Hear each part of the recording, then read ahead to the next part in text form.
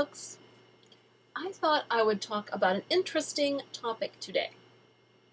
My white experience. No, I am not going left-wing or woke on you. I promise, I'm not. I just thought it was an interesting concept that I'd like to examine for a minute. Now, we know that there are problems, interracial problems over the years. Of course we know that. And there have been significant problems and wrongs done. However, the left is trying to make everything worse and not better. Their efforts are just making everything worse. And I said, they do not really have a guilty conscience. They, actually Tim Pool pointed out recently, that they are basically trying to reintroduce a white supremacy in the schools, and they're just calling it, diversity, but really it's discrimination. So, these leftists, you cannot underestimate them. They are sneaky and they're crafty.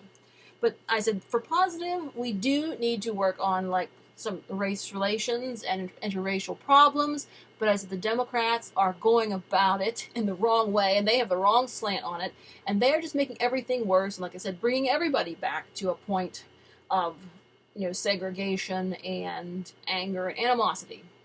So we're going to ignore the left, and we're going to try to think of how to make things better the right way. The left is the king of the wrong way. King of wrong. Wrong way kings. So, and they were talking about your experience based on your race. And that's something that I hadn't thought about, growing up, because, everybody I knew was pretty much just like me. So I'm like, there's nothing special about me. And I said, I am extremely European. I'm like all European. My ancestors were like everywhere in Europe. So my mom and I are doing Ancestry right now, so my DNA is very, very European with very little variance. So I'm like, okay, well, I always knew that, and I always thought Europe was interesting. Now, to break it down even further, my heritage is mostly English and German. A little bit of Irish in there, and it breaks down further, but it's mostly German and English. British. So, when I was a kid, of course, it was awesome to be British because England, of course, my favorite country. So I'm like, yay! I am from my favorite country. So I was excited about that. I loved Shakespeare. I loved all the great English literature, the authors, everything. And so I was totally cool with being English because that was awesome. Now, German, I was actually not quite so proud of being German, because at that time, in the early 80s, World War II wasn't that terribly long ago. So it was still very fresh in everybody's mind. So a lot of times, people referred to it. Even today, they still refer to World War II quite a bit. So whenever I hear German, you're kind of tainted, because everyone thinks about Hitler, and the obvious thing was that he wasn't even German; he was Austrian. Sorry, Austrians. And another interesting aside about Hitler is that for somebody who just liked blondes and blue-eyed, what color of hair did he have? What color of mustache, and likely what color of eyes to go to match? That's right, the Fuhrer had very dark hair, and I have probably brown eyes. So that is very interesting that he was going against himself because he was going to go for blue eyes and blonde hair. But I digress. So anyhow, I wasn't pleased with being German as a kid because I'm like, German, Hitler, ah! But of course it's not true. But like I said, the connotation sort of follows. Now, but however, I have found things to be proud about in my German heritage. Said even though it's a little harder for me to warm up to them than I warmed up to my English heritage. Because after all, one thing, I am a huge fan of Playmobil. And Playmobil is a German toy. I said Germans seem to be very into miniatures. So that's probably where I got my interest in them. And I also love toys, and I make toys. That's also a German thing. They're the ones that invented, like, advent calendars and all kind of toys and fun things. So, and of course there's a lot of music by composers, German composers and everything. So there's quite a few, and there's interesting things like German expressionism, the cabinet of Dr. Caligari. So there's definitely things for every race to be proud of, an ethnic group, if you just look for it. So, I would say that my experience growing up was just kind of boring. But I used to think, I wish I had like some exciting ancestors, whereas, English, German, European, that is so typical American. That's like middle America. That's what like everybody is. So I'm like, so boring. Nothing exciting in my history. I found a smattering of exciting characters in my ancestry research. One I thought was the most exciting, or was interesting, was there were some Indians, Canadian Indians. So I thought, oh, that is cool. So I'm hoping that's true, because that's kind of fun. But yes, just being the very extremely average, like the same kind of person that always comes to America, which is boring.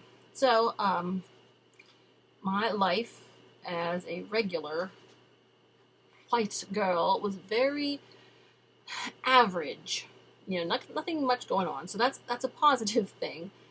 Because I guess I didn't have to realize all the problems other people face, depending on where you grow up and influences.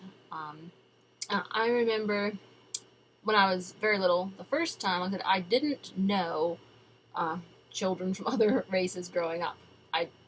So I met, I think 2 times I met a couple kids, and my attitude was very like, wow, so cool, like they were like a movie star or someone really awesome, because I'm totally bored with all my little friends that look just like me. They're totally boring.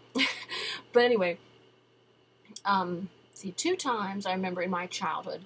There was one time we went up to the college for some kind of days for children. They played games. I was like 5, and there was a little black girl in one of the groups, and I was like, I wanted to be her partner because she's so cool. I've never met anyone cool like that.